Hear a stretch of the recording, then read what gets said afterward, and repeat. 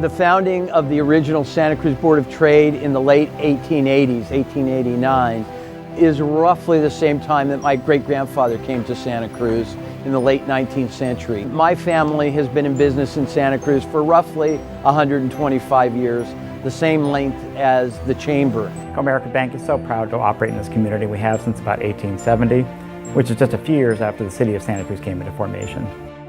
So this postcard dates back to 1936. It's a picture of the Pacific Cooper office, which is now Pacific Wave. We had representation at the table 125 years ago for what would become the Santa Cruz Chamber of Commerce.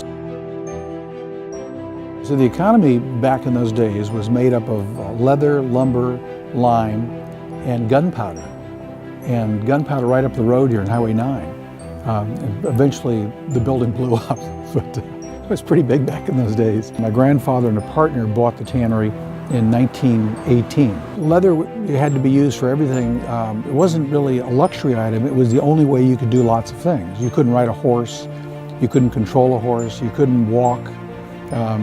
You couldn't run a pulley and run a jack shaft in a factory without leather. So it was a practical item. As I think about that history of business in our community, it's pretty remarkable to see this great world historical shift that's taken place from horse and buggies to now where we have electric cars, from trains to fast trains, all these great transformations. Well, I think it's great what's happened to the tannery. I mean, we always thought that it might turn into housing, but to see it turn into an art center is quite fantastic. It was bought by the Redevelopment Agency, who in turn partnered with a group called Art Space. They basically changed all the buildings. They preserved everything they could. So today, as you walk around, what you see is housing, subsidized housing for artists, beautiful housing, spaces where they work. You have the Cultural Council here. You got a lot of stuff going on. And going forward, I think this is going to become a really important part of Santa Cruz. I think it's going to be kind of a go-to place, especially with the theater getting done. It's a place where you can spend a whole day just visiting and having fun and seeing artists at work. The business community can shape the future of our city, and I think it's great that the Chamber plays a vital role in advocating for those businesses. If you look around, the Chamber's been involved for 125 years and has made a significant difference in the way that our city's become.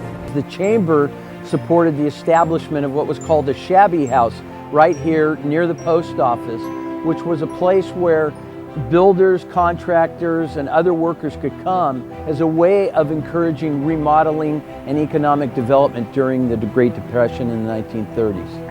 Another way in which the Chamber of Commerce helped the economy during the Great Depression was to hand out script, which was a type of replacement currency, something like coupons, if you will. And so by doing that, they spurred trade, they spurred other types of economic activity in the community that would have never taken place had they not generated this script.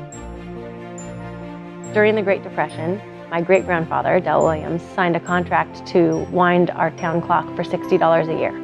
I am the fourth generation of family here at Del Williams. He worked, I think, downtown for another jewelry store in the watchmaking business. So he worked there, learned the trade of watchmaking, and then decided to open his own business in 1927. The Great Depression began. It was uncanny timing, and he, got through that, and I think a lot of the jewelry stores that were downtown didn't survive. He bought gold jewelry and watches from people and then would go resell them to the Mint up in San Francisco. I'm really proud to be part of a family business that's been downtown and been, part of commerce in Santa Cruz for so long, and we have people come in and they want to buy a wedding ring from us because their parents bought their wedding rings from us and their grandparents bought their wedding rings from us. So it's really neat to see that continue, and you see that you're serving generations. Fred Swanton became the great visionary of Santa Cruz over a period of about 50 years.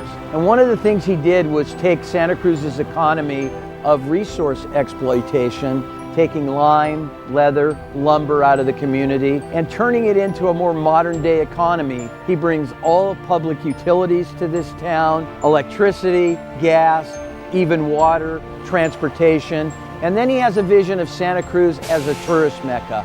He builds the boardwalk, it burns down, and he rebuilds it within a year. He was this magnificent visionary, and really the Santa Cruz that we live in today is still greatly influenced by the presence of Fred Swanton and his great vision for our community.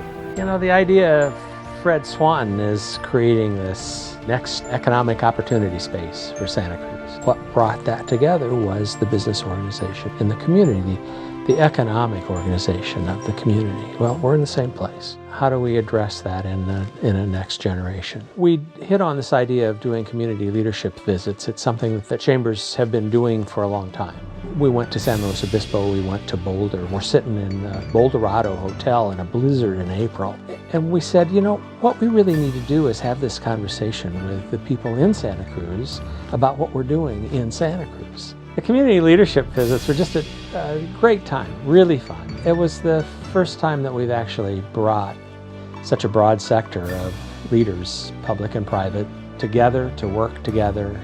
How will we take advantage of the opportunities we have? And the question for us as a chamber, as an economic community, is how do we become what we imagine today we can become?